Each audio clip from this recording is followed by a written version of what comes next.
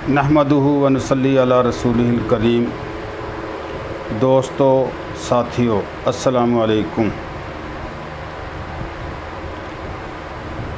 बाद मर्तबा कुछ लोग अनजाने के अंदर ऐसी बात कर जाते हैं कि जो बज़ाहिर तो दूसरों को कह रहे होते हैं, लेकिन हकीकत में वो उनके अपने ऊपर पूरी तरह वाक़या हो रही होती है। एक बादशाह था, उसने ऐलान करवा दिया कि मेरी ममलुकत के अंदर, मेरी सल्तनत के अंदर जो सबसे पागल, अहमक और बेवकूफ़ आदमी हो उसको लाओ, मैं उसको एक कीमती हार पहनाऊंगा।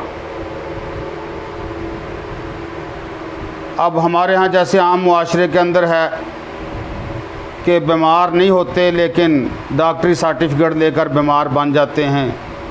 हुकूमत कोई वजीफ़े का ऐलान करे तो गरीब नहीं होते लेकिन गरीब बन जाते हैं। कोई छुट्टी वगैरह का मसला हो किसी दफ्तर से तो बीमारी का सर्टिफिकेट डॉक्टर से मिल जाता है। अदालत के अंदर कोई फ़ैसले वगैरह की तारीख़ हो, जवाब देना मुश्किल हो तो जिस फरीक को जवाब मुश्किल होता है वो डॉक्टरी सर्टिफिकेट लेके आ जाता है कि जी आज मैं हाज़िर नहीं हो सकता। तो इसी तरीके से चूँकि बादशाह की तरफ से कीमती हार मिलना था, हर आदमी अपने तौर पर बेवकूफ़ बनने के लिए तैयार हो गया। बादशाह ने उनका मेडिकल करवाया, चुनांचे अक्सर तो जाली निकले, लेकिन एक आदमी पर इत्तेफाक राय पाया गया कि ये वाक़अतन बेवकूफ़ है, अहमक है, पागल है। ज़हनी तौर पर ये यस नहीं है, तो उसका इंतखाब कर लिया गया। बादशाह ने उसको बुलाया, उसको अपने हाथों से वो कीमती हार पहनाया और ये ऐलान करवाया कि आइंदा के लिए आपका ये एज़ाज़ है कि आप जब भी चाहें मेरे दरबार के अंदर बग़ैर इजाज़त के आ सकते हैं, जा सकते हैं, जब भी चाहें आपको इजाज़त होगी। तो वो हार लेकर चला गया। एक दिन वो आया, उसने देखा कि बादशाह लेटा हुआ है, बादशाह का आखिरी वक़्त है, इर्द गिर्द उसके बुरसा बैठे हैं। तो उसने कहा, बादशाह साहब कहाँ की तैयारी है, क्या बात है? वो कहने लगा, यार मेरी एक सफ़र पर तैयारी है, मैं जा रहा हूँ।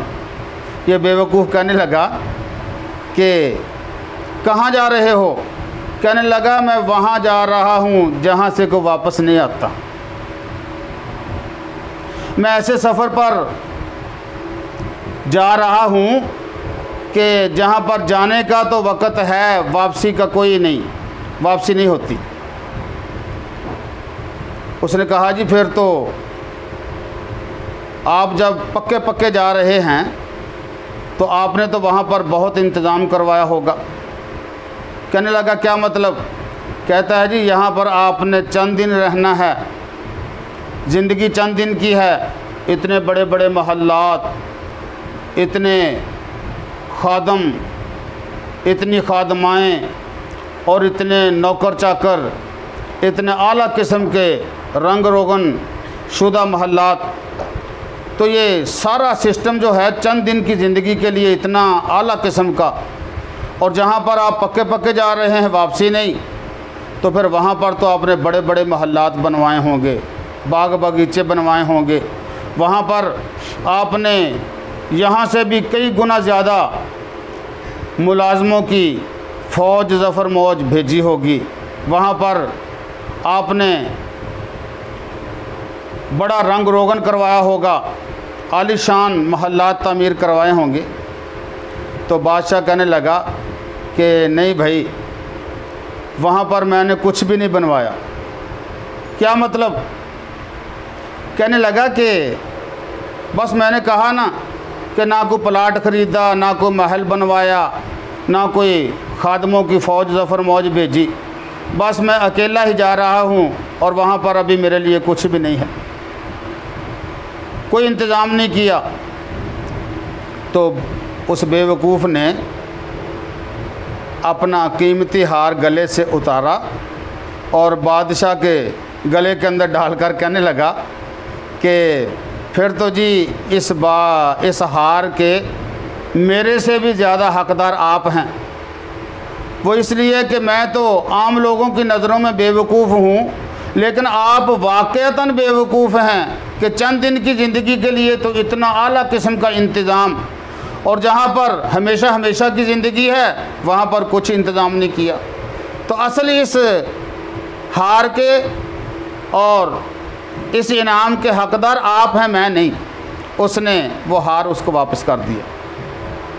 तो भाई बाज़ मर्तबा ऐसा होता है कि आदमी सोचता तो रहता है कि यार आज कुछ कर लूँ आखिरत के लिए, कल कर लूँ, लेकिन ये दुनिया की रौनक के अंदर, दुनिया की चमक के अंदर ऐसा मुनहमिक हो जाता है कि आखिरत की तैयारी की फ़िक्र नहीं रहती, और हकीकत के अंदर इसी को बेवकूफ़ी कहते हैं।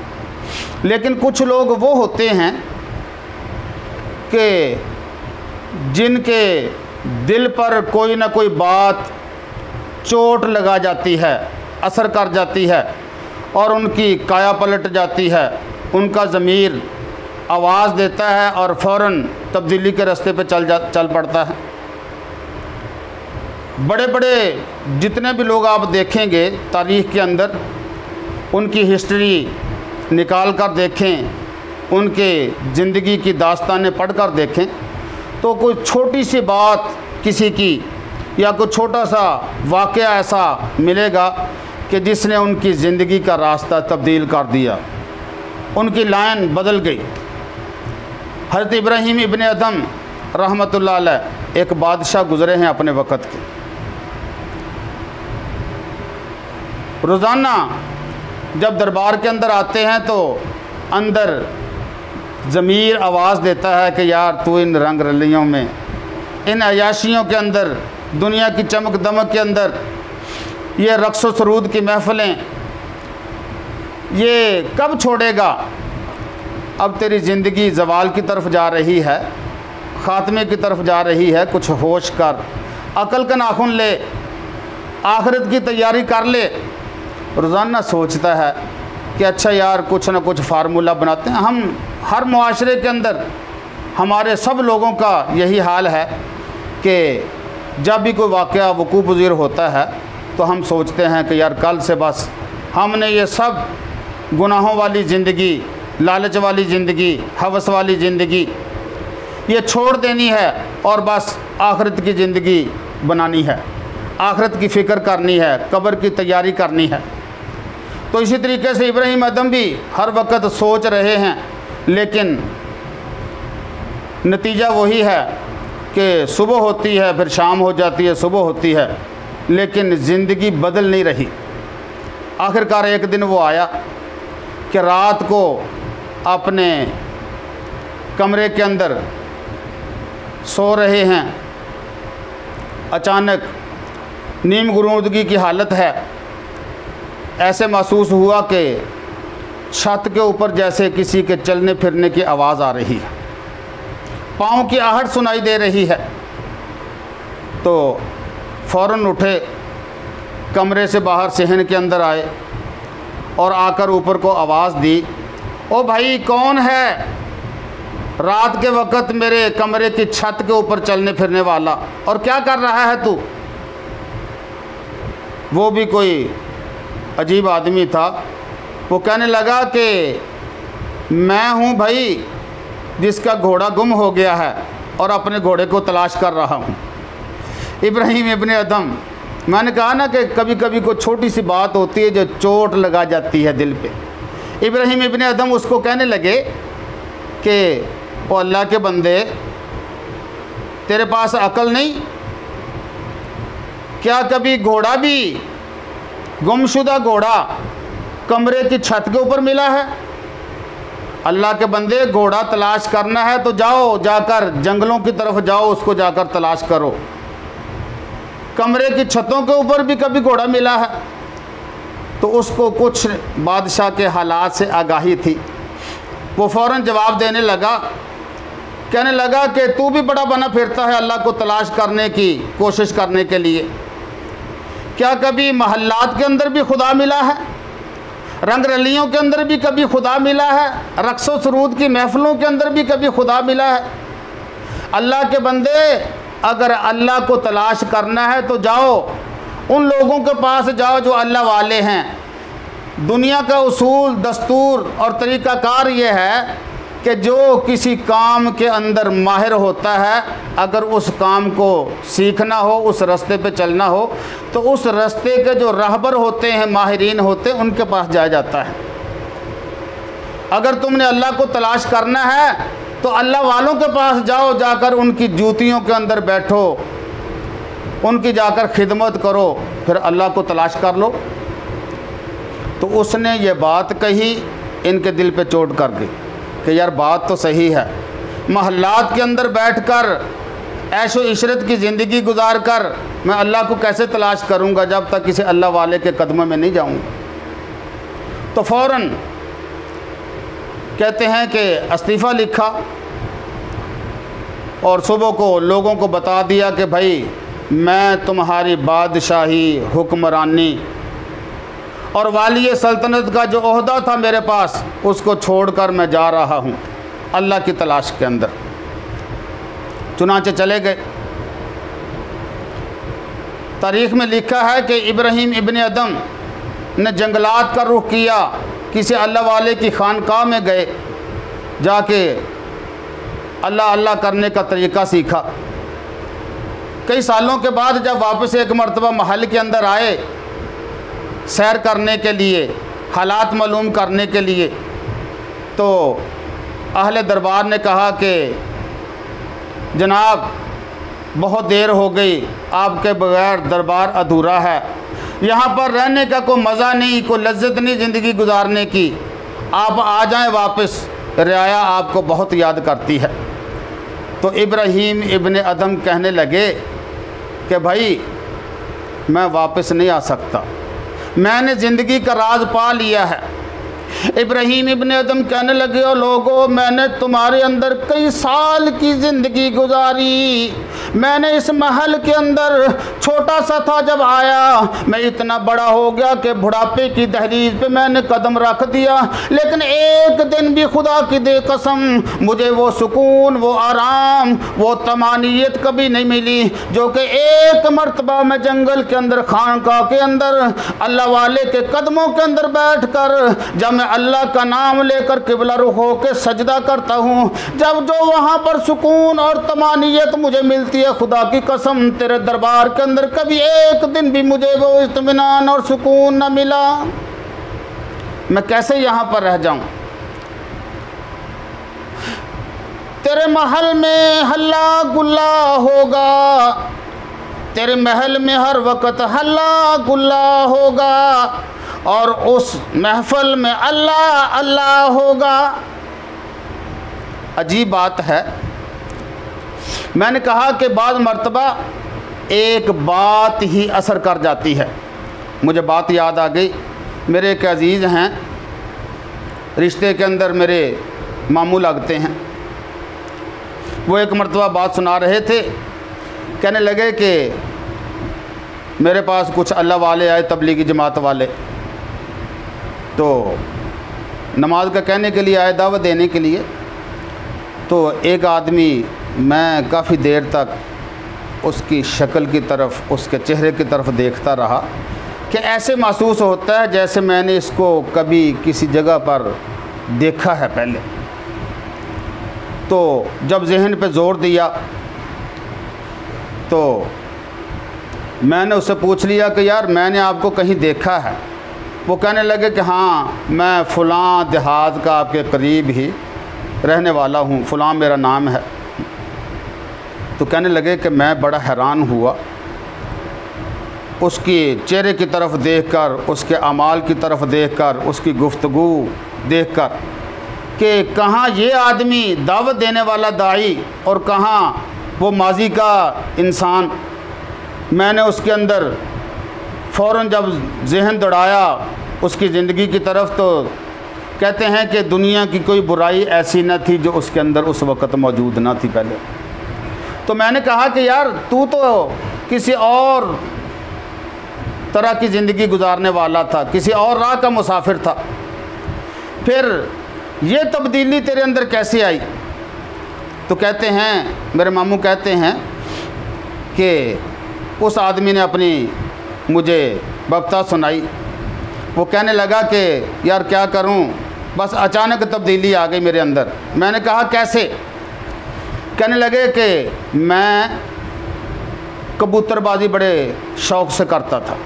तो ऐसे ही एक मर्तबा हमारी महफ़िल सजी हुई थी, कबूतरों की बाजी लगी हुई थी, हमने कबूतरों को मुकाबले के लिए उड़ाया हुआ था। तो हर वक्त हमारा सर ऊपर आसमान की तरफ ऐसे ही रहता कि वो फ़लाँ कबूतर गिर गया, वो उड़ गया, वो बड़ी लंबी बाजी। तो गर्जे के मुकाबला ज़ोरों पे था। इतने में एक दो आदमी आए दावत देने वाले, वो आकर कुछ देर इंतज़ार करते रहे। जब हम अपनी मसरूफ़ियात के अंदर मगन रहे तो उन्होंने आखिरकार मुझसे सलाम किया और कहने लगे कि जी हम दावत देने आए हैं। मैंने कहा मौलवी साहब ज़रा बैठो, बात आपकी सुनते हैं। तो कहते हैं कि वो थोड़ी देर फिर गुजरी, उन्होंने फिर बात शुरू करने की कोशिश की। मैंने कहा यार बैठो, अभी हम बहुत मसरूफ़ हैं। खैर, कहते हैं कि थोड़ी देर फिर गुजरी, जब उसने फिर मुझसे बात करना चाही तो कहते हैं कि मुझे बड़ा गुस्सा आया। मैं अपने गुस्से को कंट्रोल न कर सका तो मैंने फ़ौरन उसके मुंह के ऊपर एक थप्पड़ मारा ज़ोर से। मैंने कहा आ जाते हो फारिग लोग हो तुम, शर्म नहीं आती मैं कितना मसरूफ़ हूँ और तुम्हें अपनी पड़ी है। कहते हैं कि बस वो वक़्त था मेरे अंदर से ज़मीर की आवाज़ आने वाली थी। जब मैंने उसको थप्पड़ मारा तो मुझे फ़ौरन बड़ा अफसोस हुआ, सदमा हुआ अपने ऊपर कि मैंने ये क्या कर लिया। यार वो क्या कर रहा था, क्या कह रहा था मुझे। जब मैंने उसको थप्पड़ मारा तो कहते हैं कि उसका रद्द-ए-अमल, मैं तो इंतज़ार कर रहा था कि अब ये मुझसे लड़ेगा, मुझसे गुत्थम गुत्था होगा, लेकिन मैं हैरान रह गया कि उसने मेरे आगे अपना दूसरा रुखसार कर दिया। मुझे कहने लगा कि मैं तुम्हारी मिन्नत करता हूँ, समाजत करता हूँ, मैं तुम्हारे पाँव को हाथ लगाता हूँ। ओ भाई, मेरे दूसरे रुखसार पर भी अगर एक और थप्पड़ मारना है तो मार लो, लेकिन मेरी बात मान लो, मेरी मिन्नत समाजत को कबूल कर लो। मैंने कहा क्या मिन्नत करते हो? कहने लगा मैं अल्लाह का पैगाम देने आया हूँ, मैं मुस्तफ़ा का फरमान सुनाने आया हूँ। ओ भाई, मैं तुझे गफलत की नींद से जगाने आया हूँ। ओ भाई, मैं तुझे सुस्ती, काहली और तगाफुल छुड़ाने आया हूँ। आओ मेरे साथ मस्जिद के अंदर चले जाओ, मैं तुम्हारे पाँव को हाथ लगाता हूँ, मिन्नत करता हूँ। आओ मेरे साथ मस्जिद में आ जाओ, वहाँ अल्लाह और रसूल की बात हो रही है, एक मर्तबा तो सुन लो। मुमकिन है कि तुम्हारे दिल के अंदर वो बात उतर जाए। कहते हैं कि मुझे उसका ये अंदाज़ भा गया, मेरे दिल के ऊपर चोट लग गई। मैंने फ़ौरन उस बाजी को खैरबाद कहा और उसके साथ मस्जिद के अंदर चल पड़ा। जब मस्जिद में गया, वहाँ पर अल्लाह और रसूल की बात हो रही थी। मुझे काफ़ी अपने अमल पे, अपने रवैये पे शर्मिंदगी थी। खैर, मैं वहाँ पे जाकर बैठा। जब अल्लाह और रसूल की बात सुनी तो मुझे एक हद तक सुकून हुआ। अल्हम्दुलिल्लाह, उस दिन के बाद मेरी ज़िंदगी के अंदर तब्दीली आई और वो तब्दीली ऐसी है कि आज आप भी मेरा बदला हुआ रूप देख रहे हैं। अल्हम्दुलिल्लाह, वो सुकून, वो लज्जत, वो मज़ा ज़िंदगी का जो मैं पहले सारी उम्र तलाश करता रहा, नहीं मिल रहा था, जब से अल्लाह के रास्ते के अंदर चला हूँ अल्हम्दुलिल्लाह मुझे नींद भी सुकून की आती है और ज़िंदगी गुजारने का मज़ा भी आ रहा है, और दिल के अंदर कोई शर्मिंदगी भी नहीं कि मैं रास्ते से भटक गया हूँ, बल्कि एक गुना इत्मीनान है कि अल्हम्दुलिल्लाह जो कर रहा हूँ सही कर रहा हूँ और अल्लाह के रास्ते पे चल रहा हूँ। मैंने कहा कि कुछ लोग होते हैं कि वाक़अतन उनके ऊपर एक बात ही असर कर जाती है। मौलाना इलियास रहमतुल्लाह अलैह तबलीगी जमात के अमीर हैं, कहते हैं कि मैं जब नया मैंने जमात का काम शुरू किया दावत का, अभी अकेला ही था, एक दो आदमी कभी मिल जाते कभी नहीं। कहते हैं कि मैं एक मस्जिद में गया, मगरिब की नमाज का वक़्त था, तो वहाँ पर एक आदमी तकरीबन जिसकी उम्र 100 साल होगी, हमें वो मिल गया साथ वक़्त लगाने के लिए।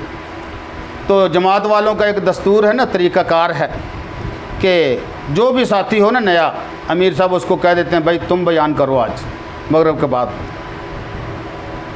बाद मरतबा कुछ लोग कह देते हैं और जी इसको तो कुछ आता नहीं, ये क्या बयान करे, कच्चे पक्के लोग होते हैं, बस इनको बयान पे जोड़ देते हैं। तो भाई ये बुज़ुर्गों का एक तरीक़ाकार है बात को समझाने का, बात को मनवाने का और दिल में उतारने का। अब वो आदमी भी बाबा जी कहने लगे कि जी मैं क्या बयान करूँगा, 100 साल मेरी उम्र हो गई, मुझे तो कलमा भी सही नहीं आता, मैं क्या बयान करूँगा। तो मौलाना इलियास रहमतुल्लाह अलैह अल्लाह का वली था, अल्लाह की तरफ से दिल के अंदर जो बात आती थी अल्लाह पाक उसको पूरी कर देते थे।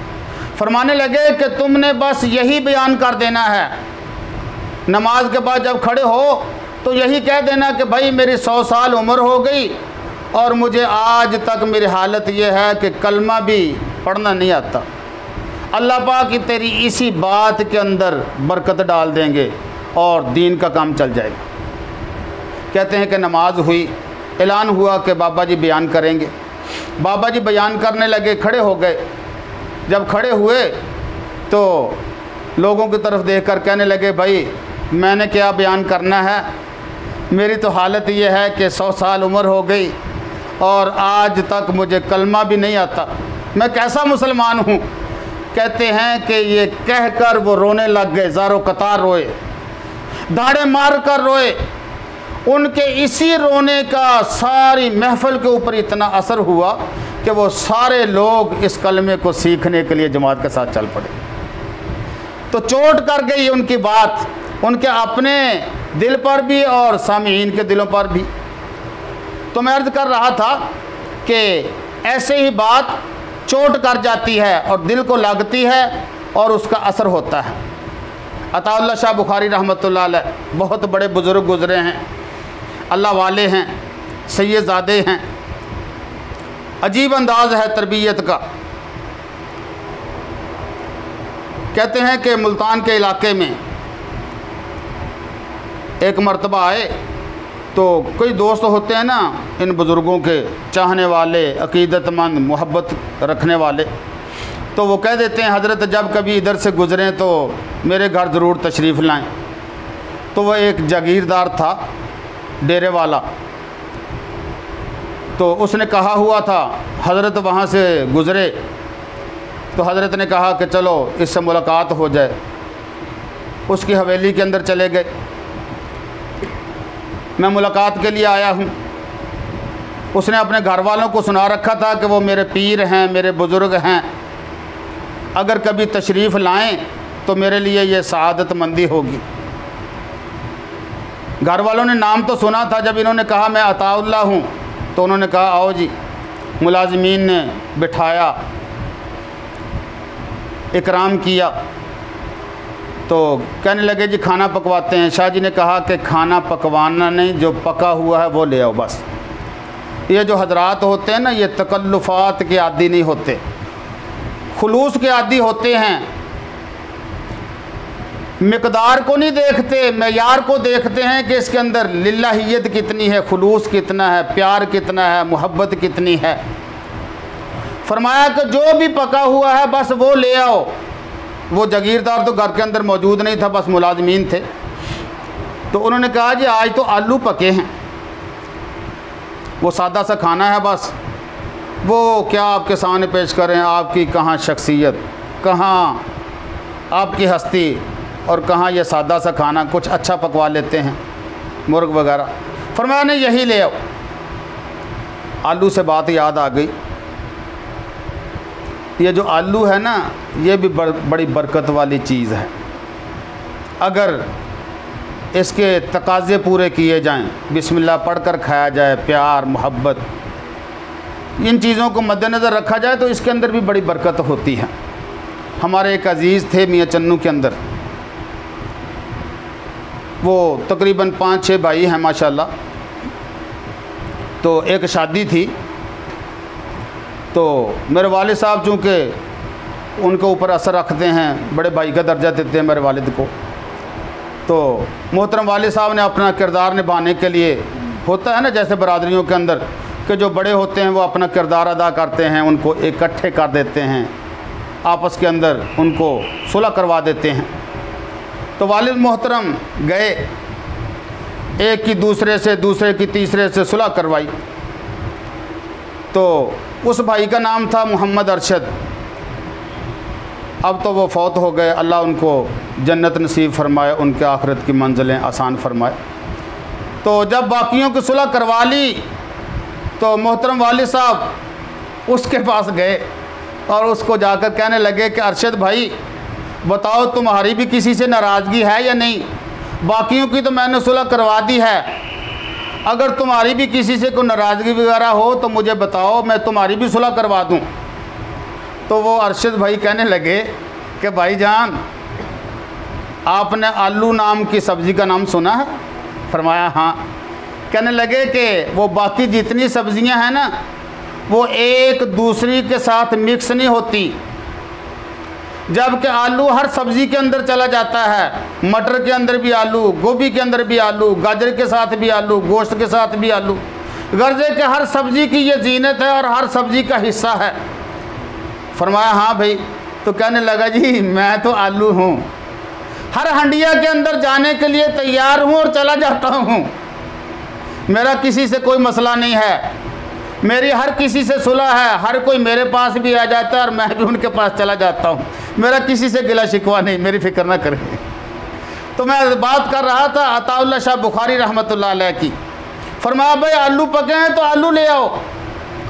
आलू लाए, दस्तरखान बिछाया, रोटी शुरू हो गई।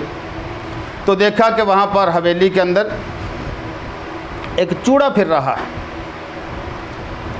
हाँ भाई आओ इधर, ये सफाई करने वाले होते हैं ना लोग।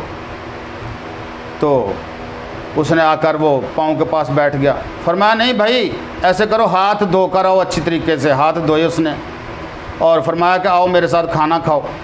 वो कहने लगा हजरत क्यों मजाक करते हैं, कहाँ आपकी हस्ती, कहाँ मैं चूड़ा, मेरा मर्तबा ये कहाँ कि मैं आपके साथ खाना खाऊं।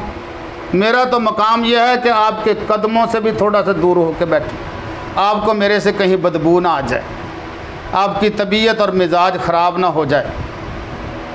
तो वह सैयदज़ादा था अताउल्लाह शाह बुखारी रहमतुल्लाह अलैह। फरमाने लगे कि नहीं भाई तुम्हें मेरे साथ खाना खाना होगा, अगर आप नहीं खाते तो लो मैं भी हाथ उठा लेता हूँ, मेरा भी बाइकाट है, मैं नहीं खाता। अब वो कहने लगा हजरत ऐसे ना करें, मुझे शर्मिंदा ना करें। फरमाया नहीं तुम्हें मेरे साथ खाना होगा। अब वो आया, थोड़ी सी रोटी तोड़ी डरते डरते, तो हजरत ने उसकी हिचकिचाहट उतारने के लिए एक आलू की वो हिस्सा उठाया और फरमाया कि मुंह खोलो। फरमाया इसमें से आधा खा लो। उसने अपने दांतों से आधा हिस्सा अपने मुंह में कर लिया और जो बाकी आधा बचा शाह जी रहमतुल्लाह अलैह ने बिस्मिल्लाह पढ़कर अपने मुंह में डाल लिया। फरमाया ये देख लो, अब तो मैंने तुम्हारा जूठा भी खा लिया, अब बताओ अब तुम्हारी शर्मिंदगी दूर हुई या नहीं। उसका जूठा खाकर अल्लाह आसमान की तरफ आसमान की तरफ मुंह उठाया और मुंह उठाकर अल्लाह से कुछ ना कुछ राज न्याज के अंदर बात की कि इलाही यहाँ तक इसको मोहब्बत देना, इसको प्यार देना मेरा काम था, इलाही आगे इसके असरात मुरतब करना तेरा काम है। कहते हैं कि जैसे जैसे वो लुक़्मे पेट के अंदर उतर रहे थे, ईमान की कैफियत उसके दिल के अंदर उतर रही थी। लुक़्मे पेट में जा रहे थे, ईमान उसके दिल के ऊपर असर कर रहा था। खाना ख़त्म हुआ तो वो कहने लगा, शाह जी मुझे भी ये कलमा पढ़ा दो, मुझे भी मुसलमान बना दो। मैं तो पहले समझता था कि जैसे बाकी मज़ाहिब हैं तअस्सुब पर मबनी उनकी सोच है, अदावत पर मबनी उनके ख्यालात हैं, शायद इस्लाम भी ऐसा होगा। मैंने तो आज इस्लाम को अपनी आँखों से देखा। जितना प्यार, जितनी मोहब्बत, जितनी मुरव्वत और शाइस्तगी इस्लाम के अंदर कहीं और दुनिया के अंदर मौजूद ही नहीं। कहने लगा, शाह जी कलमा पढ़ाकर मुझे भी मुसलमान बना दो। तो ये है जब बात चोट कर जाती है किसी के दिल के ऊपर। तो मैं अर्ज़ कर रहा था कि ये जो तरबियत का अंदाज़ होता है ना, प्यार पर मबनी गुफ्तगू, इसके अपने असरात होते हैं, ये ज़ाया नहीं जाती। जब आदमी अल्लाह से भी दुआ करे और अपनी सी भी एक कोशिश करे तो भाई ये ज़ाया नहीं जाती बिल्कुल। मौलाना अशरफ अली थानवी का एक वाक़या याद आता है कि रात के वक़्त तहज्जुद के लिए उठे, 2:30-3 बजे का वक़्त है, और वो मस्जिद के अंदर नमाज़ पढ़ने के लिए अभी खड़े होने ही वाले थे कि बाहर से आवाज़ आई। एक 90 साला हिंदू है, अंधा है, वो आवाज़ लगा रहा है, कोई मुझे रास्ता दिखाने वाला है, कोई मेरी मंजिल पे पहुंचाने वाला, मुझे स्टेशन पे पहुंचाने वाला। अगर कोई मेरी बात सुन रहा हो तो आओ, आकर मेरा हाथ पकड़ के मुझे मेरी मंजिल दिखा दो, मेरे स्टेशन पे मुझे पहुंचा दो। मौलाना अशरफ अली थानवी अभी नमाज की नीयत बांधने वाले थे कि आवाज़ कानों के अंदर पड़ गई। फ़ौरन मुसल्ले से उतरे, मस्जिद से बाहर गए, जाके देखा कि 90 साला बाबा है, आँखों से अंधा है, दीवारों से टकरा रहा है और कहता मुझे मेरी मंजिल दिखा दो, मंजिल पे पहुंचा दो। मौलाना अशरफ अली थानवी रहमतुल्लाह अलैह ने उसका हाथ पकड़ा। हाँ बाबा जी, मंजिल पे पहुंचना है, स्टेशन पे पहुंचना है। हाँ भाई, बड़ी मेहरबानी तेरी, अगर तू पहुंचा दे। फरमाया आओ मैं तुझे तेरी मंजिल दिखाता। मस्जिद में लाए, फरमाया बाबा जी ऐसे करो कि मंजिल पे जाने से पहले, स्टेशन पे जाने से पहले थोड़े से हाथ मुँह धो लो। बिस्मिल्लाह पढ़कर हाथ मुँह धुलाया, वज़ू करवाया, उसको साफ़ सुथरा किया और अपने मुसल्ले के करीब लाके उसको खड़ा कर दिया। कहा कि ऐसे करो कि पहले ना थोड़ा सा अल्लाहु अकबर कहो। अल्लाहु अकबर कह के उसको कहा कि ऐसे हाथ बांध लो, अभी चलते हैं स्टेशन पे। उसने हाथ बांध लिए। मौलाना अशरफ अली थानवी फ़ौरन सजदे के अंदर गिर गए।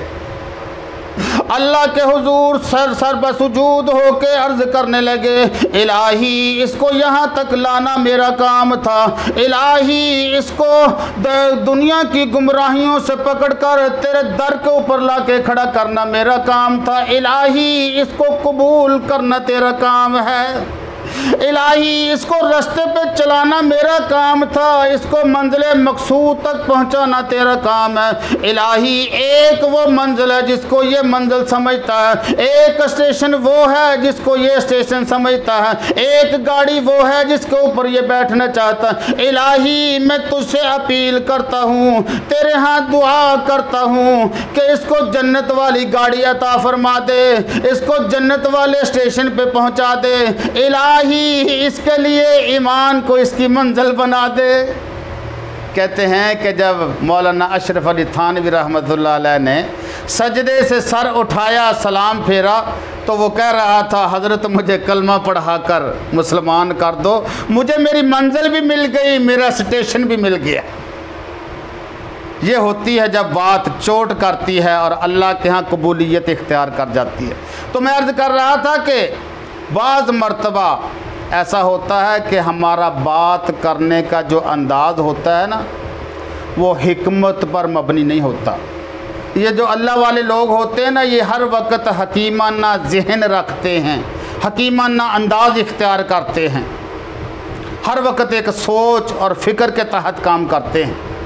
हसनैन करीमैन रज़ी अल्लाह ताला अन्हुमा जन्नत के शहज़ादे हैं, नबी के नूर नज़र हैं, हज़रत अली के फ़र्जंद हैं, सैयदा फ़ातिमा-तुज़-ज़हरा रज़ी अल्लाह ताला अन्हा के गोद के अंदर तरबियत पाने वाले हैं। क्या ही भला अंदाज़ है।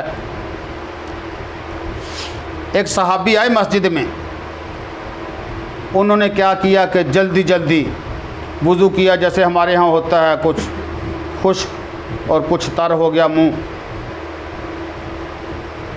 और जल्दी जल्दी नमाज की तैयारी की।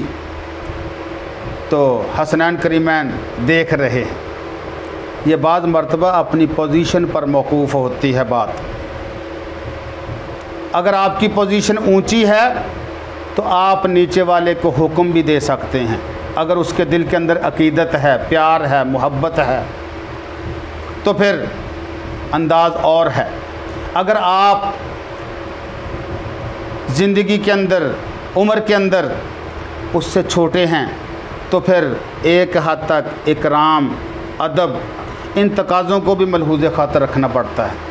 ऐसे ही एक वाक़या आता है हदीस पाक में कि एक सहाबी आया हुज़ूर अलैहिस्सलातु वस्सलाम की महफ़िल में, उसने जल्दी जल्दी वुज़ू किया और फिर जल्दी जल्दी ठूंगे जैसे मारता है, नमाज़ पढ़ी और आकर महफ़िल में बैठ गया। तो आका करीम सल्लल्लाहु अलैहि वसल्लम ने फरमाया कि सल्ली फ़इन्नका लम तुसल्ली, तू नमाज़ पढ़, तूने नमाज नहीं पढ़ी।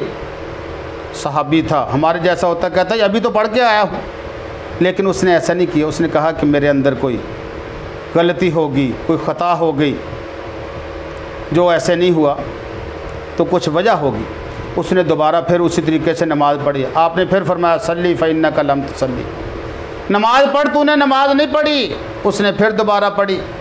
जब 3 मरतबा ऐसा हुआ तो कहने लगा, या रसूलल्लाह सल्लल्लाहु अलैहि वसल्लम, मैं समझता हूँ कि कुछ गलती है, कुछ ख़ता है, थोड़ी सी आगाही फरमा दीजिए। तो आका करीम सल्लल्लाहु अलैहि वसल्लम ने फरमाया कि तूने जल्दी जल्दी नमाज़ पढ़ी है, जो तकाज़े हैं सजदे के, रुकू के, जो कैफियत होती हैं, जो अंदाज़ होता है, वो नहीं अपनाया। सुकून से नमाज पढ़ो, खुशू खुजू से पढ़ो, आराम से पढ़ो, प्यार से पढ़ो, फिर ये नमाज कहलाएगी। ऐसे जल्दी जल्दी सजदे के अंदर ढूंगे मारने और रुकू भी अच्छी हालत में न करना, ऐसे ये नमाज नहीं बनती। तो फिर उसने अकीदत का मर्तबा था ना, अकीदत थी हुजूर अलैहिस्सलातु वस्सलाम की, तो उसने इसी चीज़ को लेते हुए अपनी दुरुस्तगी कर ली। मैं अर्ज़ कर रहा था कि जब हुजूर अलैहिस्सलातु वस्सलाम किसी से कहते थे ना, तो सहाबा के दिल के अंदर बड़ी मोहब्बत होती थी। हज़रत जाबिर रज़ी अल्लाह ताला अन्हु एक सहाबी हैं, वो आए, हुजूर अलैहिस्सलातु वस्सलाम बयान कर रहे हैं कि जो कुछ भी मांगना है अल्लाह से मांगो, 2 रकात नमाज, सलातुल हाजत पढ़ो, अल्लाह से मांगो, अल्लाह सब कुछ अता करता है। वो घर के अंदर गए, देखा, बेगम से कहा कि कुछ खाने के लिए, वो कहने कुछ भी नहीं, ना आटा ना रोटी, कुछ भी मौजूद नहीं। कहने लगे बिल्कुल ख़त्म, कहने लगे ख़त्म। तो फ़ौरन वुज़ू किया, नमाज की तैयारी की, 2 रकात सलातुल हाजत पढ़ी और अल्लाह से दुआ की। दुआ करने के बाद अपनी शरीके हया से कहने लगे कि अल्लाह की बंदी बताओ तो सही, कुछ खाने के लिए आया या नहीं। देख उसका अकीदा कितना मजबूत है, आका करीम सल्लल्लाहु अलैहि वसल्लम से मोहब्बत कितने आला दर्जे की है, ईमान किस कदर आला दर्जे का है कि मेरे नबी ने फरमाया 2 रकात पढ़कर अल्लाह से मांगो, अल्लाह ज़रूर बज़रूर देगा।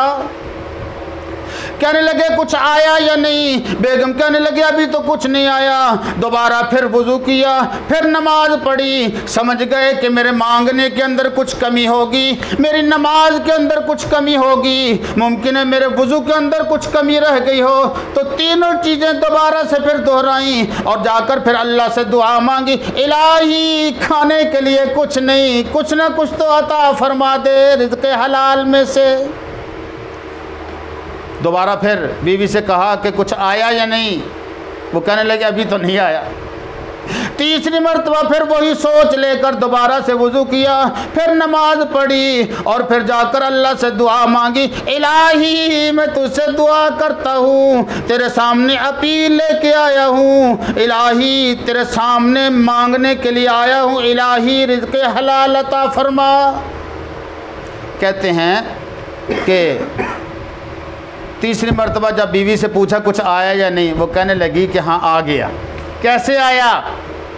वो कहने लगी कि कई सालों से बंद जो चक्की हमारे घर के अंदर पड़ी थी, कभी उसको चलाया नहीं था, वो खुद ब खुद चल रही है, उसमें से आटा निकल रहा। देखो अल्लाह पाक की कुदरत। लेकिन इंसान तजस्सुस का आदी है ना, तो फ़ौरन सोचने लगे, जब वो सारे बर्तन भर गए ना आटे से, तो सोचने लगे कि यार ये कहाँ से आता है।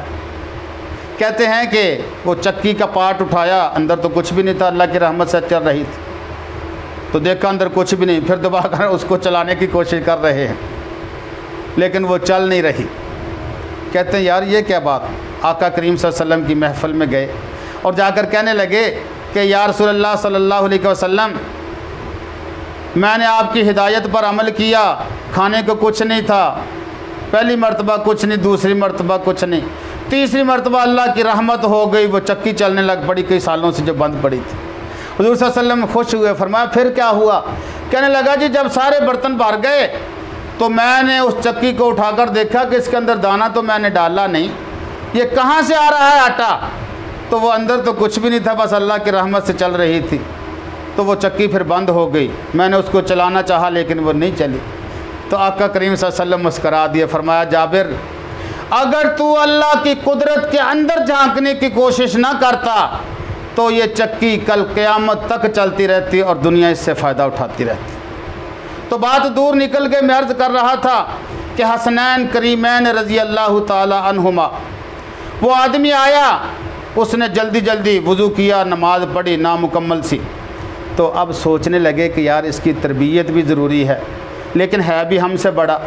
अगर हम कोई ऐसी बात करेंगे तो मुमकिन है इसके ऊपर उल्टा असर पड़ जाए, ये कहे तुम मुझे समझा रहे हो। जैसे हमारे यहाँ होता है ना, कोई नौजवान आलिम हो, किसी बाबा जी से कह दे बाबा जी आप अपनी नमाज सही करें, तो ये कहता और क्या आज तक हम गलत पढ़ते रहे हैं, ओ काका तू हमें समझाने आ गया है। तो तरह तरह की बातें करते हैं लोग।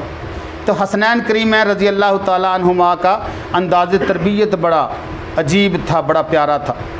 उस आदमी के पास दोनों गए, चाचा जान हमने आपसे एक छोटी सी बात करनी है। भाई करो बात, क्या बात है?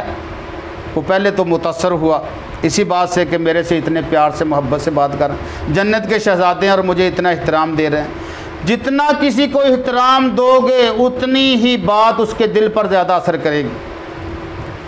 तो फरमाने लगे कि चाचा जान हमने थोड़ा सा अपने आप को चेक करना था, आए ज़रा हम वज़ू करते हैं। आपने मेरे नाना जी का ज़माना पाया है, उनको वज़ू करते कई मरतबा देखा होगा। वो कहने लगे हाँ जी। तो फरमाया कि हम वज़ू करके आपको दिखाते हैं, आपने ज़रा हमारी तस्हीह करनी है या तस्दीक करनी है, बताना है कि हमारा वज़ू क्या आका करीम सल्लल्लाहु अलैहि वसल्लम वाला वज़ू है, हमारे नाना जान वाला वज़ू है। तो वो कहने लगे ठीक है मैं देखता हूँ।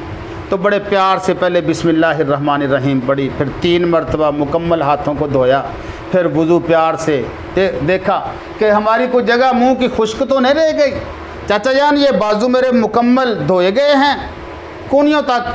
तो ऐसे एक एक चीज़ पर उससे तस्दीक ली। तो वो कहने लगा, आखिर में वो समझ गया बात को, कहने लगा बेटो तुम बहुत प्यारे हो, तुम्हारा अंदाज़ बड़ा ही दिल पसंद है, मैं समझ गया हूँ। बेटा तुम्हारा वज़ू तो सही है जो वज़ू मैंने किया था वो सही नहीं था, अब मेरा भी सही हो गया। तो दुआ फरमाएं कि अल्लाह तबारक व तआला हमें भी ऐसा ही अंदाज़ अपनाने की तौफ़ीक़ अता फ़रमाए। व आखिरु दावाना अनिल हम्दुलिल्लाहि रब्बिल आलमीन।